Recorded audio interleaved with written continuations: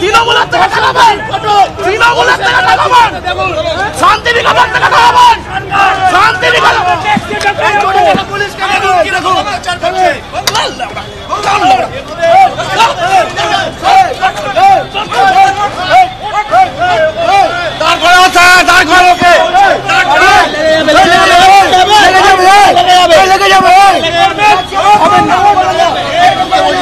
ভালো মতো বলি, ভালো মতো বলছি।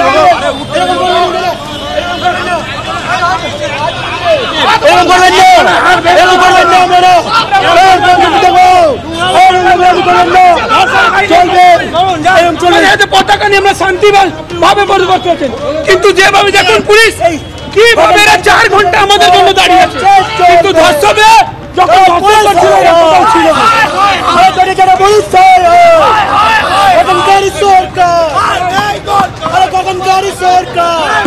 তিন জায়গার ছবি দেখতে পাচ্ছেন। গড়িয়াহাট, হাওড়া, মৌলালী। গড়িয়াহাটে নতুন করে উত্তেজনা, বিজেপির কর্মী সমর্থকদের আটক করে নিয়ে যাওয়া হচ্ছে। সেখান থেকে আমাদের প্রতিনিধি শিবাশিস মৌলিক রয়েছেন এই মুহূর্তে। শিবাশিস, এরা 4 ঘন্টা এখানে আমাদের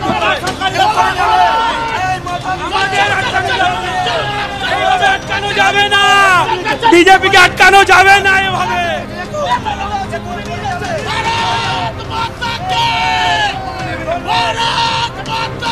আর যত ভ্যান খুলে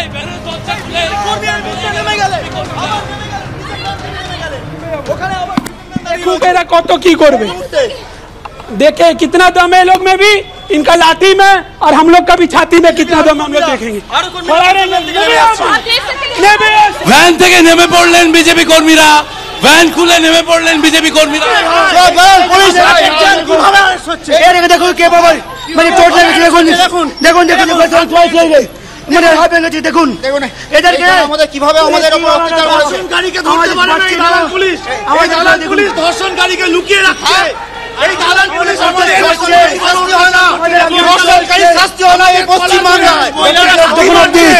শোবে না, আমাদের প্রতিবাদ চলবে।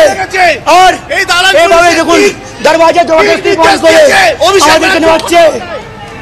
এই ধর্ষণকারীর ফটো কসবার আইন কলেজে যে গণধর্ষণের অভিযোগ উঠেছে আইনের ছাত্রীকে, সেই অভিযোগে এবার কলকাতা পুলিশ সিট গঠন করলো। আপনাদেরকে জানিয়ে রাখি সিট গঠন হলো, এসআইটি গঠন হলো। আপনাদের জানিয়ে রাখি কসবা কাণ্ডের তদন্তে 5 সদস্যের এসআইটি গঠন করলো কলকাতা পুলিশ। আইন কলেজে গণধর্ষণের অভিযোগ এসআইটি গঠন করলো কলকাতা পুলিশ। আলিপুর আদালতে কসবার অভিযোগকারিনীর বয়ান রেকর্ড হয়।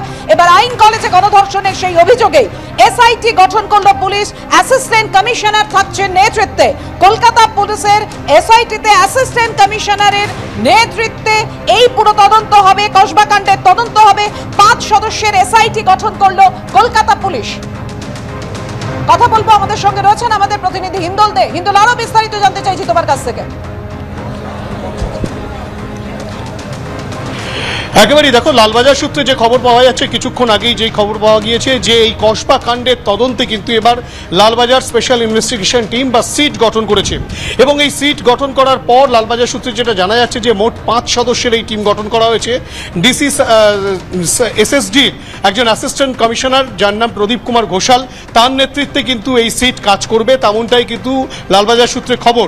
এই যে 5 সদস্যের সিট গঠন করা হলো, গোটা ঘটনাক্রম কি হয়েছিল, কিভাবে ঘটনা ঘটেছিল, কি অভিযোগ, সমস্ত বিষয়টা নিয়ে এবং সিসিটিভি ফুটেজ যাদেরকে গ্রেফতার করা হয়েছে তাদের বক্তব্য, সেই সব বিষয়গুলো যেমন খতিয়ে দেখা হবে, তার পাশাপাশি পুঙ্খানুপুঙ্খ কিন্তু তদন্ত প্রক্রিয়া যে সঠিকভাবে হয় সেই বিষয়টাকে সুনিশ্চিত করার জন্যই কিন্তু লালবাজারের এই উদ্যোগ।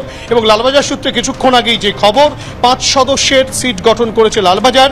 কসবার এই যে ধর্ষণের ঘটনা, সেই ধর্ষণের ঘটনায় কিন্তু 5 সদস্যের যে সিট, সেই সিটের নেতৃত্বে থাকবেন ডিসিএসএসডির একজন অ্যাসিস্ট্যান্ট কমিশনার পদমর্যাদার আধিকারিক যার নাম প্রদীপ কুমার ঘোষাল, তার নেতৃত্বেই কিন্তু গোটা ঘটনাটার তদন্ত প্রক্রিয়া চলবে, তেমনটাই কিন্তু এই লালবাজার সূত্রে স্পষ্টভাবে জানানো হচ্ছে। ধন্যবাদ তোমায়।